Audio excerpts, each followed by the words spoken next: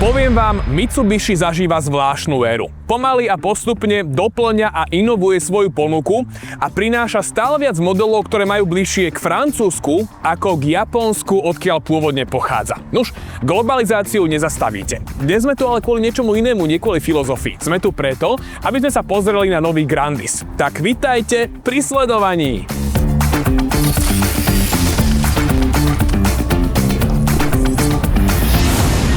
Mitsubishi vracia naspäť ikonické názvy. Najprv vstal z popola Colt a minulý rok sa k nemu pridal aj Grandis. Po 14 rokoch tak rok 2025 priniesol model, ktorý okrem názvu s pôvodným Grandisom nemá nič spoločné. Namiesto toho ho uštrikovali presne podľa európskych trendov. Len pamätníci si ešte spomenú, že Grandis bol v minulosti 7-miestne MPV, alebo minivan. No a dnes už je z neho plnohodnotný crossover. 7 miest nečakajte v tomto prípade ani za príplatok, ale za to ponúka vyšší posed, veľmi slušný kufor a naozaj parádnu spotrebu.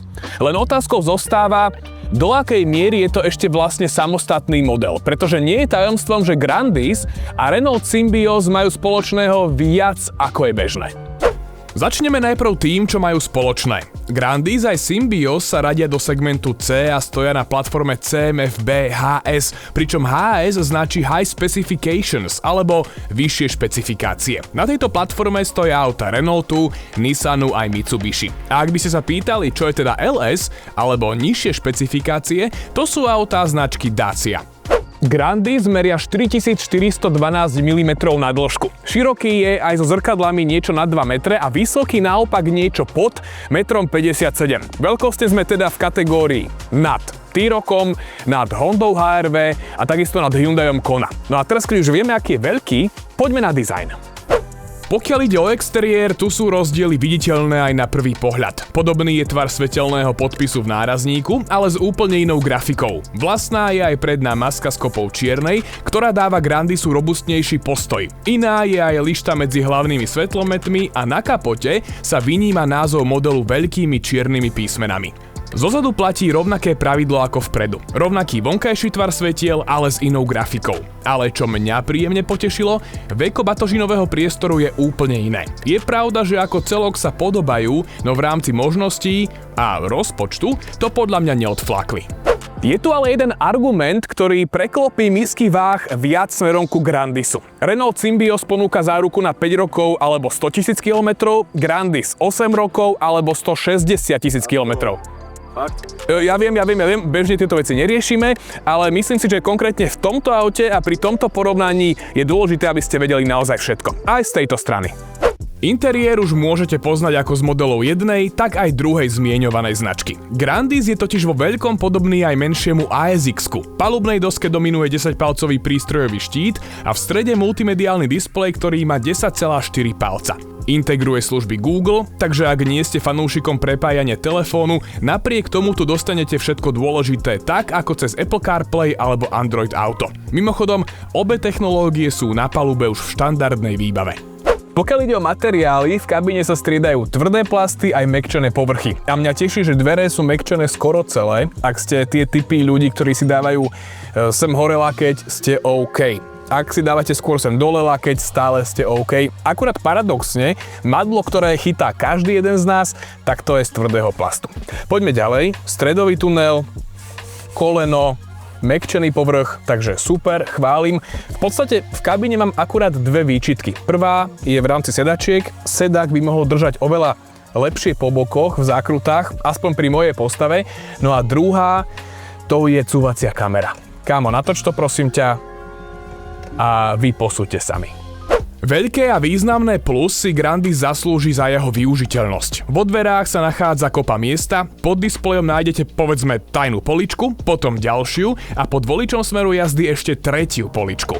Ďalej v stredovom tuneli sú priestory na poháre a miesto máte aj v lakťovej opierke. Vychytávkou je aj strešné okno s tekutými kryštálmi, ktoré sa jedným klikom znepriehľadní. A Isofix aj vpredu? Pekné.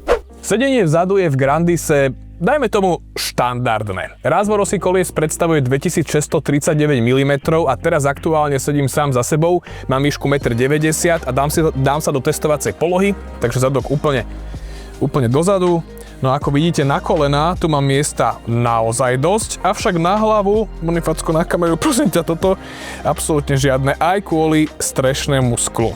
Čo sa týka materiálov, sedačky sú veľmi príjemné, vo dverách na tejto ploche mäkčené povrchy, tu už všetko tvrdé, máme tu 2 výduchy klímy, 12V USB-C, ale hlavne, čo je dôležité, lavicu, ktorá sa posúva a tým pádom ovplyvňuje nielen váš priestor v kabíne, ale automaticky aj objem kufra. A posunúť sa dá až v rozsahu 16 cm, takže toto je tá najzadnejšia poloha.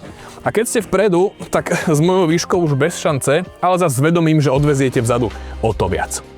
Kufor je ďalším ťahúňom tohto auta. Ja už som hovoril trošku skôr, že ASX-ko a Grandis sú si podobné. Ale aj keď je razvor rovnaký, tak zadný previs je väčší o 15 cm, čo znamená, že objem kufra narástol celkom zásadne. Ak ste zo skupiny ľudí, ktorá sa nevie rozhodnúť medzi jedným alebo druhým, ale zároveň viete, že budete prevážať rodinu, náklad alebo potraviny z Rakúska či Poľska, toto je vaša voľba, pretože v porovnaní s ASX-kom je tu približne plus 150 litrov. V našej verzii 492 až 624 a to je to najmenšie číslo, pretože máme hybrid. Keby ste mali mild hybrid, dostanete sem do kufra až 708 litrov. Samozrejme vtedy, keď sú sedačky v druhom rade posunuté najviac dopredu. No a nechýba ani dvojité dno, ktoré je ale že sakramensky hlboké. Toto je dobrých 15, možno 17 cm.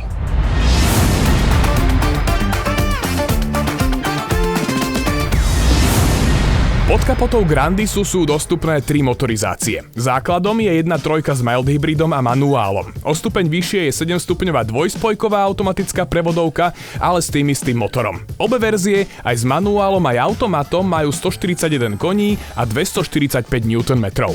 No a potom je tu hybrid, už ten modernejší v Aliancii, s 1.8 a výkonom 158 koní. A práve táto naša motorizácia je najrýchlejšia zo všetkých, má najlepšiu obratnosť, aj keď iba s takýmto malým rozdielom a samozrejme aj najnižšiu spotrebu. Ale všetko pekne postupne. Oproti známejšej 1.6 so sebou prináša novinka niekoľko odlišností. Blok motora je v princípe rovnaký, väčší objem dosiahli vyšším zdvihom. Čo sa však zmenilo je hlava valcov. Vývojári totiž zmenili nepriame vstrekovanie na priame. Grandisu však stále netreba turbo a vďaka Atkinsonovmu cyklu dosahuje účinnosť až 41%. Zmenila sa aj batéria, ktorá je ponovom schopnejšia. Doteraz ste mali 1,2 kWh, ponovom 1,4. A ak patríte medzi naozajstných technologických úchylákov, tak vám ešte môžem povedať, že multimodová prevodovka, ktorá tu je, už nemá 14 rýchlostí, ale 15. Ja si ale myslím, že väčšinu ľudí aj tak zaujíma najmä to, ako Grandis jazdí. Hybrid zrýchli z 0 na 100 za 9,1 sekundy a zrýchľovať prestane pri tempe 180 km za hodinu. Nejde teda o pretekára, ale zároveň vďaka elektrickej časti pohonu je veľmi svižný práve v nižších rýchlostiach. Takže po meste vás celkom príjemne prekvapí. Ak sa pýtate na čisto elektrickú jazdu, tá je možná do 135. Nad touto rýchlosťou sa už bez spaľováku nezaobídete. Ale buďme úprimní, veľkosť baterky, ktorá ma vydrží na pár 100 metrov, možno kilometr, keď privrem obe oči, možno 2, aj tak takúto dilemu riešiť nebudete. Hlučnosť v kabíne je podľa mňa absolútne adekvátna tejto kategórii. Nepočítajte s nejakým sofistikovaným systémom na potláčanie hluku a tým, že pod kapotou je atmosféra, ak budete potrebovať veľkú silu naraz, Grandis si proste zareve. Ale vo všeobecnosti je to veľmi príjemné vozenie. Pokiaľ ide o jazdné vlastnosti, podvozok je z kategórie tuhších, čo môžete pocítiť na výraznejších nerovnostiach. Na druhej strane veľmi dobre drží v zákrutách, až mi je trochu ľúto, že môj typ postavy nedržia rovnako dobre aj sedačky, lebo to by bol zážitok na úplne inej úrovni. Riadenie patrí vo svete crossoverov medzi, nazvime to, zábavnejšie. Nie je úplne priame, ale po jazdnej stránke sa tu cítite ako vodič a nie ako kapitán zaoceánskeho parníka. Akurát na dávkovanie brzd si budete musieť chvíľu zvykať. V Grandise ešte stále cítiť, kedy brzdíte tak, že rekuperujete a kedy sa už zapájajú naozaj brzdy.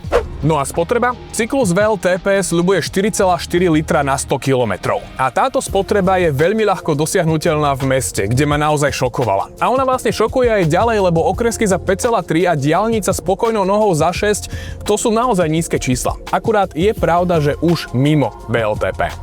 Akurát v zime bude spotreba pokojne aj o pol litra vyššia, lebo Grandis kúri motorom, takže kým nemáte v kabíne teplo, hoci by ste aj mali šťavu v baterke, čisto na elektrínu nepôjdete. No a spotreba? Cyklus VLTP sľubuje 4,4 litra na 100 km a toto číslo je reálne v meste, kde ma spotreba dosť prekvapila. A ona vlastne prekvapuje aj naďalej, pretože ako náhle z mesta odídete na okresky, štandardná rýchlosť teda tých 90, spotreba klesne, priatelia, ja som jazdil za 3,7 litra na 100. No a naopak na diaľnici je to číslo ale už potom logicky vyššie, ale stále spokojnou nohou 6,2 litra na 100 km. Brutálne čísla. Mitsubishi Grandis oživili, kompletne ho zmenili a teraz ho ponúkajú ako veľmi atraktívneho hráča na trhu. Za mňa 3 najväčšie highlighty: záruka, spotreba a kufor. A keďže už viete cenu od, poviem vám ešte hybridnú cenu od. 32 735 €. Ale pozor, už automaticky v druhej najvyššej výbave Intense Plus. Tak, a teraz keď toto viete, môžeme ísť s Bonifáckom dopiť si kávu. Kámo, zakývaj do kamery. A vy odberujte, lajkujte, zvončekujte, nech sa stretneme aj na budúce. Čo? Že už to stalo? Tak vám treba!